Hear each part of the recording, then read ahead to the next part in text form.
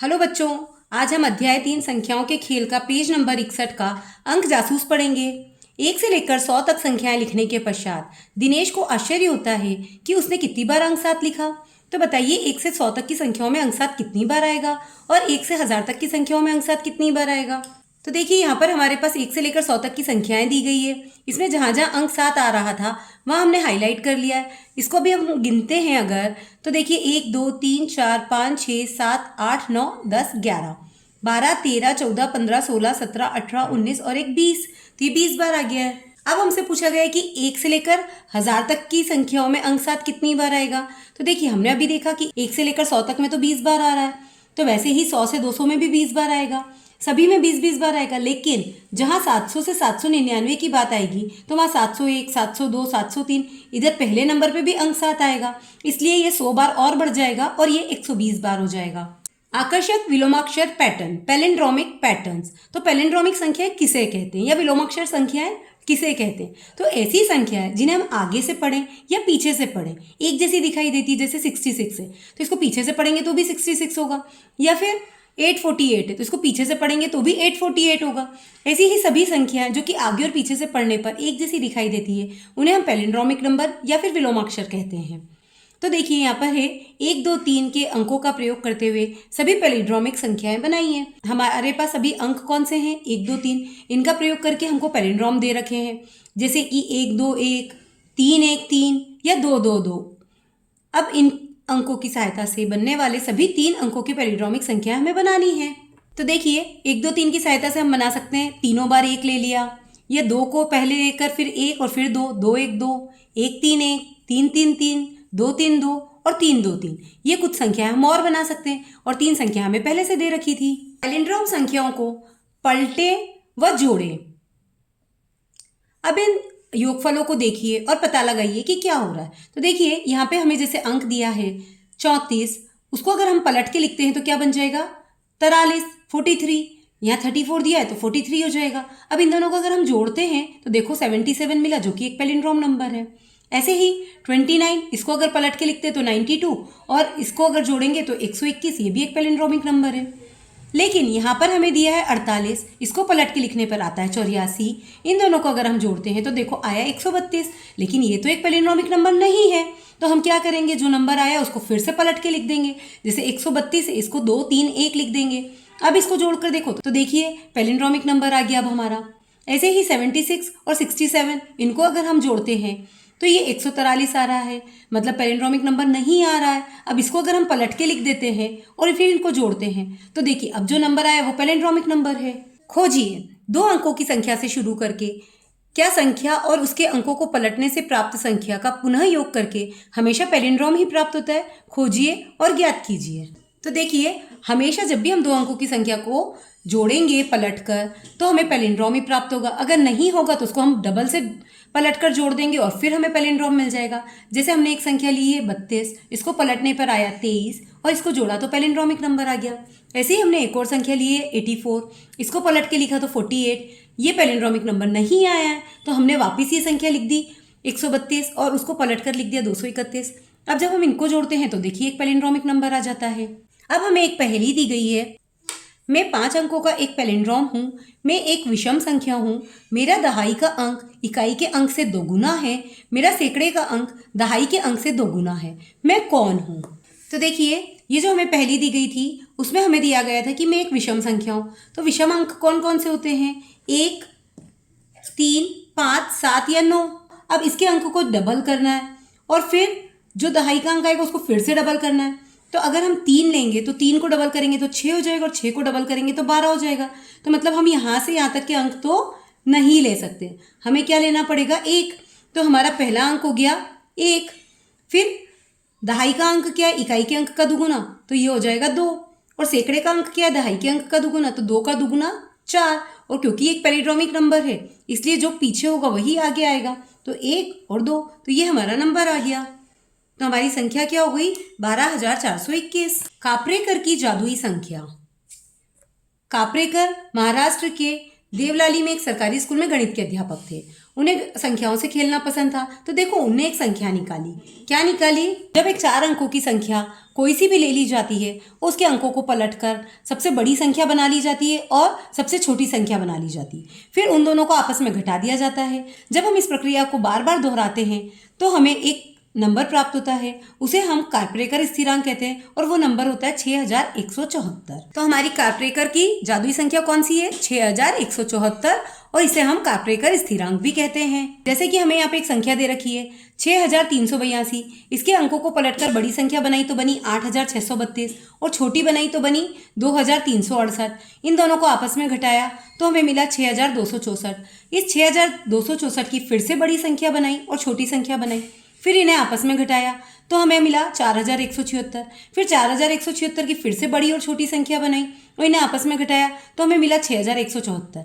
ऐसे करके हमें कार्परेकर स्थिरांक हमेशा 6174 ही मिलेगा। खोजिए 4 अंकों की कोई अन्य संख्या लेकर इन चरणों का अनुसरण करके प्रयास कीजिए, पता लगाइए कि क्या होता है। अपने मित्रों के साथ जांच कीजिए कि उन्हें क्या संख्या प्राप्त हुई। तो देखिए हमने एक संख्या ले ली 7929। अब इससे हमने बड़ी संख्या बना ली 9972, फिर एक छोटी संख्या बना ली। इन दोनों को आपस में घटाया तो जो उत्तर आया उससे फिर से बड़ी संख्या और छोटी संख्या बना ली, उनको आपस में घटाया, फिर जो उत्तर आया फिर उससे बड़ी संख्या और छोटी संख्या बना ली, फिर जो उत्तर आया उसको घटाने से हमें ये उत्तर प्राप्त हुआ। फिर जो उत्तर आया उससे फिर से बड़ी संख्या और छोटी संख्या बना ली और उनको आपस में फिर से घटा दिया। फिर जो आंसर आया उससे फिर से बड़ी संख्या और छोटी संख्या बना ली और उन्हें फिर से घटाया। तो देखिए अब हमें मिल गया 6174। तो ये हमें कितने चरण में मिला? 1 2 3 4 5। तो हमें कार्परेकर स्थिरांक 5 चरण में प्राप्त हुआ।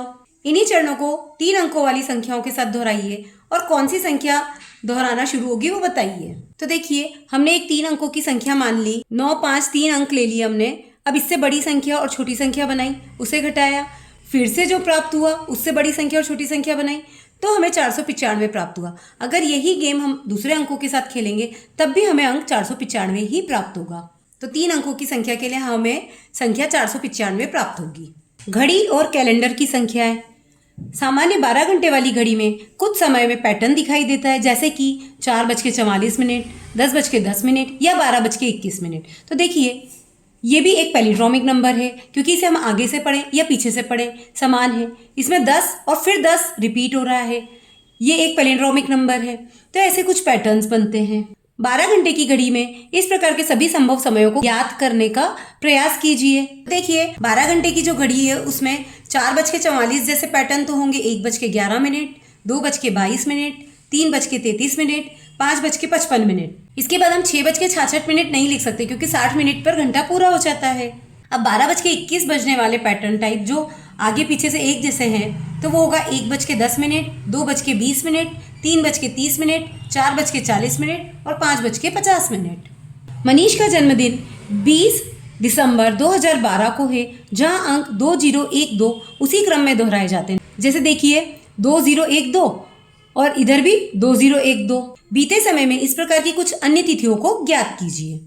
तो देखिए ऐसी कुछ तिथियां क्या होगी? 20 अप्रैल 2004 या 20 मार्च 2003 या 20 फरवरी 2002 या 20 नवंबर 2011, 19 अगस्त 1908। उसकी बहन मेघना का जन्मदिन 11 फरवरी 2011 को है, जिसमें बाएं से दाएं तथा दाएं से बाएं अंकों को एक जैसा ही पढ़ा जाता है। बीते हुए समय से इसी प्रकार की सभी संभावित तिथियों को ज्ञात कीजिए। तो देखिए इस प्रकार की संभावित तिथियां क्या हो सकती है?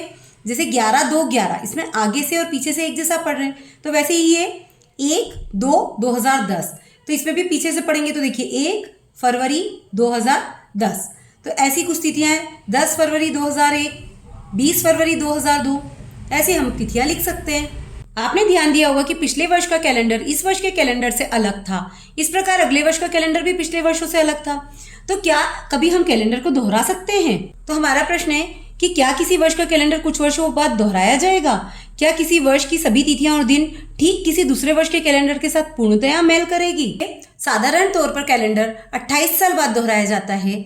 यह लीप वर्ष पर भी निर्भर करता है कि कैलेंडर कितने साल बाद दोहराया जाए, लेकिन कई बार ये 6 साल, 11 साल और 17 साल में भी दोहराया जाता है। इसका कारण क्या है? क्योंकि हर साल तारीखें एक दिन खसकती है, क्योंकि साल में 365 दिन होते हैं। जो कि 52 हफ्ते और 1 दिन होता है, तो इसलिए तारीखें एक एक दिन खसकती जाती है, लेकिन लीप वर्ष में यह 2 दिन आगे खसकती है। प्रश्न क्रमांक 1, प्रतिभा अंकों 4, 7, 3 और 2 का उपयोग करके 4 अंकों की सबसे बड़ी संख्या 7432 तथा सबसे छोटी संख्या 2347 बनाती है। इन दोनों संख्याओं का अंतर 5085 है। इन दोनों संख्याओं का योगफल 9779 है। निम्नलिखित कथन को हल करने के लिए 4 अंकों को चुनिए। सबसे बड़ी तथा सबसे छोटी संख्या का अंतर 5085 से अधिक हो, मतलब हमें 4 अंकों की ऐसी संख्या लेनी है जो कि आपस में घटाई जाए तो उनका अंतर 5085 से अधिक आना चाहिए। तो मान लिया हमने अंक लिए हैं 9, 8, 2, 1, तो इनसे बनने वाली बड़ी संख्या ये होगी और छोटी संख्या ये होगी। अगर इनको हम आपस में घटाते हैं तो देखिए ये जो अंतर आया वो 5085 से अधिक आ रहा है। इसमें जरूरी नहीं है कि आप इन्हीं अंकों की बड़ी और छोटी संख्या लें, इसमें आप अपने मन से दूसरी बड़ी और छोटी संख्या भी ले सकते हैं। जैसे कि 8000 में से अगर आप 2000 घटाते हैं तो आंसर आएगा 6000, तो ये भी 5085 से बड़ा ही है। प्रश्न क्रमांक बी, सबसे बड़ी तथा सबसे छोटी संख्या का अंतर 5085 से कम हो। तो देखिए हमने अंक ले लिए 7, 6, 3, 4, इससे बड़ी और छोटी संख्या बनाई और इसे आपस में घटाया, तो जो आंसर आया वो 5085 से कम आ गया। इसमें भी हम अंक दूसरे भी ले सकते हैं, जैसे कि अगर मैं 8000 में से 6000 घटा देती हूँ तो आंसर आएगा 2000, ये भी 5085 से कम है। सी, सबसे बड़ी तथा सबसे छोटी संख्या का योगफल 9779 से अधिक हो। तो देखिए माना हमने बड़ी संख्या ले ली 9852, छोटी ले ली है, अगर इन दोनों को जोड़ेंगे तो देखिए 9779 से अधिक आ गया है। इसमें हम सभी में अंक बदल कर अपने मन से दूसरे अंक भी ले सकते हैं। डी, सबसे बड़ी तथा सबसे छोटी संख्या का योगफल 9779 से कम हो। तो देखिए हमें बड़ी और छोटी संख्या का योगफल इससे कम बताना है, तो ऐसे भी हम ले सकते हैं कि कुछ भी अंक मान लिए उसकी बड़ी और छोटी संख्या बनाकर जोड़ लिया तो भी हमारा आंसर आ जाएगा, या फिर हम सीधे से कोई सी भी संख्या ले सकते हैं, जैसे 2000 और 1000 ले ली, इनको आपस में जोड़ी तो 3000 आ गया, ये भी इससे कम है। प्रश्न क्रमांक 2, 5 अंकों की सबसे बड़ी और सबसे छोटे पैलिंड्रोम का योगफल क्या होगा और उनका अंतर क्या होगा। तो देखिए 5 अंकों की सबसे बड़ी संख्या कौन सी होती है, 9999, और सबसे छोटी संख्या कौन सी होती है, 10,000। लेकिन देखो ये तो पैलिंड्रोमिक नंबर नहीं है, लेकिन इस जीरो की जगह अगर हम 1 लगा दें तो ये पैलिंड्रोमिक बन जाएगा, तो हमें जीरो की जगह 1 लगाना पड़ेगा और इन दोनों को जब हम जोड़ेंगे तो हमारा आंसर आएगा 1,10,000 और इन्हीं का अंतर निकालेंगे तो इनको आपस में घटा देंगे तो ये हमारा आंसर आ जाएगा। नेक्स्ट क्वेश्चन, घड़ी में इस समय 10:01 हैं, कितने मिनट लगेंगे जब तक कि घड़ी अगला पैलिंड्रोम दिखाती है। इस पैलिंड्रोम के बाद आप अगले के बारे में क्या कहेंगे। तो देखिए घड़ी में 10:01 हो रही है तो उसका अगला पैलिंड्रोम कब बनेगा, 10 के बाद 11 बजे बनेगा और मिनट भी 11 ही होने चाहिए। तो ये 10:01 से लेकर 11:11 तक में अंतर कितना है, 1 घंटा और 10 मिनट का, क्योंकि 11:11 है और 10:01 है। इसको अगर हम घटाते हैं तो देखिए हमारा अंतर आ जाएगा 1 घंटा 10 मिनट। और इसके बाद अगला पैलिंड्रोम घड़ी कब बनाएगी, फिर से 70 मिनट के बाद बनाएगी, मतलब 12:21 पे हर 70 मिनट पे एक पैलिंड्रोम बनेगा। प्रश्न क्रमांक 4, संख्याएं 5683 को कारपरेकर स्थिरांक तक पहुंचने की प्रक्रिया में कितने चरण लगेंगे। तो देखिए जो संख्या हमने ली है उसकी सबसे पहले बड़ी संख्या फिर छोटी संख्या बना लेंगे, आपस में घटा देंगे, फिर जो आंसर आएगा उसकी फिर से बड़ी संख्या और छोटी संख्या बनाकर आपस में घटा देंगे। ये प्रक्रिया हम तब तक दोहराते रहेंगे जब तक कि हमें 6174 नहीं मिल जाए। तो ये हमें मिला 1, 2, 3, 4, 5, 6, 7 चरण में, तो इसलिए हमें इसमें 7 चरण लगे। अब यहाँ पर मानसिक गणित दी गई है, मानसिक गणित में हम दिमाग लगाएंगे। यहाँ पर कुछ संख्याएं दी गई है, 3 कॉलम दिए गए हैं और हमें 38,800 इन संख्याओं का उपयोग करके बनाना है। इसमें हम किसी संख्या को डबल यूज़ करना है तो कर सकते हैं। तो देखिए सबसे पहले हमने ले लिया 1 तीर जा रहा है, मतलब एक बार 25,000, फिर यहाँ पर भी 1 तीर जा रहा है तो ये एक बार 13,000, और यहाँ पर 2 तीर जा रहे हैं, मतलब 400 को हमने 2 बार लिया, तो 2 बार के लिए हमने गुणा करा दिया है। अब जब इन सबको हम जोड़ेंगे तो देखिए 38,800 मिल जाएगा हमें। ऐसे ही संख्या 3400 के लिए एक बार का तीर जा रहा है 400 का और 2 बार का जा रहा है 1500 का, तो हम 2 बार 1500 लेंगे और 1 बार 400 लेंगे, इनको जब हम जोड़ेंगे तो हमें 3400 मिल जाएगा। क्या हम मध्य स्तंभ की संख्याओं का प्रयोग करके 1000 बना सकते हैं, क्यों नहीं। 14,000, 15,000, 16,000 के विषय में आपका क्या विचार है। हाँ, यह संभव है, खोज करके देखिए कैसे। कौन सा हजार नहीं बनाया जा सकता है? तो देखिए, मध्य स्तंभ की जो संख्या है उनमें सबसे छोटी है 400, और अगर 400 को हम बार बार भी उपयोग करें तो 400, 800, 1200 ऐसे बनेगी, हजार तो नहीं बन सकती। तो हम मध्य स्तंभ की संख्याओं का उपयोग करके हजार नहीं बना सकते हैं। तो नहीं, हम मध्य स्तंभ की संख्याओं से हजार नहीं बना सकते, क्योंकि सबसे छोटी संख्या 400 है और उससे 400, 800, 1200 बनेंगे, हजार नहीं बनेगा।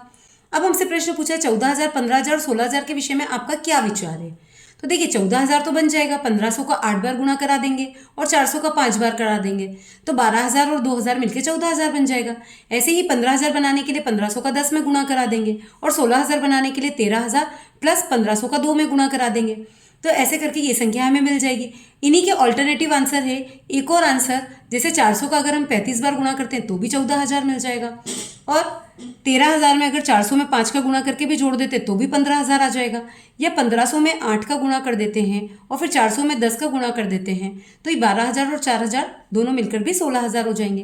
तो ऐसे हम इसके एक से ज़्यादा आंसर भी लिख सकते हैं। प्रश्न क्रमांक 3, कौन सा हजार नहीं बनाया जा सकता है? तो देखिए, इसमें 5,000 या 7,000 नहीं बनाया जा सकता है, क्योंकि 400 का भी गुणज में 5,000 नहीं बनेगा, 1500 के गुणज में भी 5,000 नहीं बनेगा, और बाकी की संख्या तो अपने आप में बड़ी है, तो न तो 5,000 बनेगा और न 7,000 बनेगा। जोड़ना और घटाना। नीचे बॉक्स में कुछ संख्याएं दी गई है, इन्हें जोड़कर या घटा हमें यह संख्याएं प्राप्त करनी है। जैसे कि एक उदाहरण दे रखा है 39,800।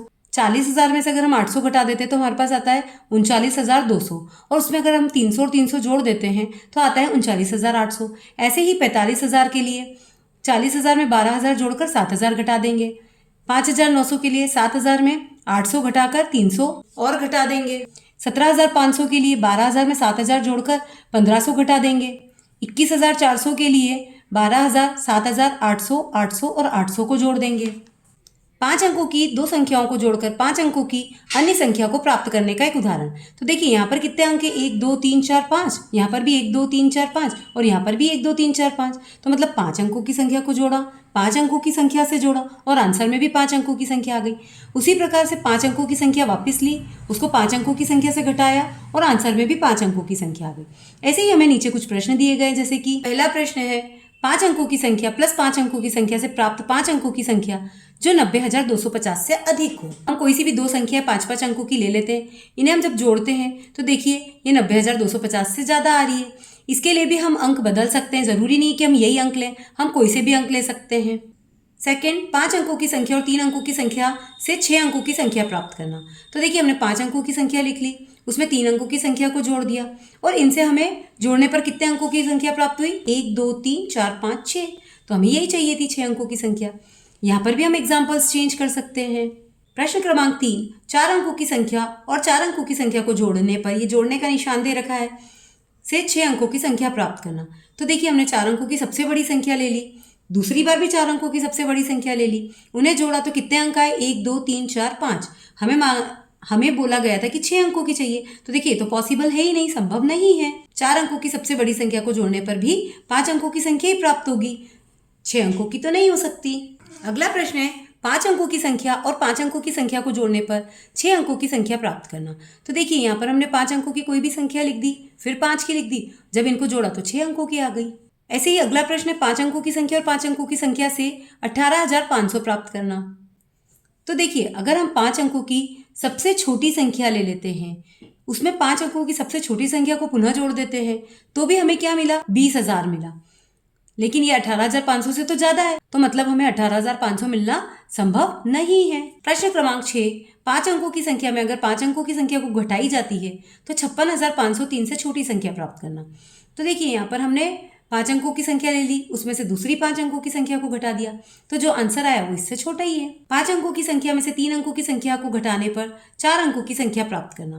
तो 5 अंकों की संख्या लिखी, उसमें से 3 अंकों की संख्या को घटाया तो हमें 4 अंकों की संख्या मिल गई। प्रश्न क्रमांक 8, 5 अंकों की संख्या में से 4 अंकों की संख्या को घटाने पर 4 अंकों की संख्या प्राप्त करना। तो ये हमने 5 अंकों की लिख दी, उसमें से 4 अंकों की को घटाया तो देखिए आंसर में फिर 4 अंकों की संख्या आ गई। प्रश्न क्रमांक 9, 5 अंकों की संख्या में से 5 अंकों की संख्या को घटाने पर 3 अंकों की संख्या प्राप्त करना।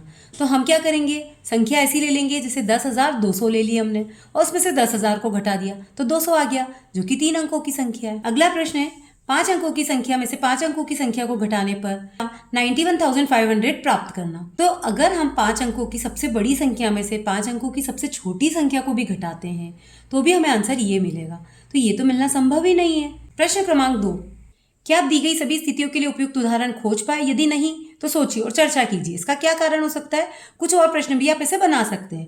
अब हमें ये जो प्रश्न दिया गया है इसमें हमें बताना है कि क्या ये केवल कभी कभी सत्य है या कभी सत्य नहीं है। तो 5 अंकों की संख्या में 5 अंकों की संख्या को जोड़ने पर एक 5 अंकों की संख्या मिलना। तो देखिए 5 अंकों की संख्या ले ली हमने, उसमें 5 अंकों की संख्या को जोड़ दिया तो जो आंसर आया वो 5 अंकों की आया। लेकिन फिर हमने 5 अंकों की ली, उसमें 5 अंकों को जोड़ा तो आंसर 6 अंकों का भी आ रहा है, मतलब ये कभी कभी सत्य है। सेकेंड क्वेश्चन, 4 अंकों की संख्या में 2 अंकों की संख्या से प्राप्त होती है एक 4 अंकों की संख्या। तो ये 4 अंकों की संख्या, इसमें अगर हमने 2 अंकों की संख्या को जोड़ा तो देखो 4 अंकों की मिली। अब यहाँ पर भी 4 अंक की, इसमें हमने 2 अंक की को जोड़ा तो ये 5 अंक की हो गई, मतलब ये भी कभी कभी सत्य है। प्रश्न क्रमांक 3, 4 अंकों की संख्या में 2 अंकों की संख्या को जोड़ने पर प्राप्त 6 अंकों की संख्या होनी चाहिए। तो 4 अंकों की संख्या में अगर हम 2 अंकों की संख्या को जोड़ेंगे तो भी हमें 5 अंकों की ही संख्या मिलेगी, 6 की तो नहीं मिल सकती, तो ये संभव नहीं है। प्रश्न क्रमांक 4, 5 अंकों की संख्या में 5 अंकों की संख्या को घटाने से प्राप्त होती है एक 5 अंकों की संख्या। तो हमने 5 अंकों की संख्या ले ली, उसमें से 5 अंकों की संख्या को घटा दिया तो हमें 5 अंकों की संख्या मिल गई। फिर से हमने 5 अंक की संख्या ली, उसमें 5 अंक की संख्या को घटाया तो हमें क्या मिला? 4 अंक की संख्या, मतलब ये कभी कभी सत्य है। प्रश्न क्रमांक 5, 5 अंकों की संख्या में से 2 अंकों की संख्या को घटाने पर प्राप्त होती है 3 अंकों की संख्या। तो देखिए 5 अंकों की संख्या ली, उसमें से 2 अंक की संख्या को घटाया तो हमें कितने अंक मिल रहे हैं? 4 अंक। क्यों? क्योंकि हमने 5 अंक की सबसे छोटी संख्या भी लेके देख लिया और 2 अंक की सबसे बड़ी भी ले लिया, तो भी हमें कितने अंक मिले? 4 ही अंक मिले, मतलब ये कभी भी सत्य नहीं है।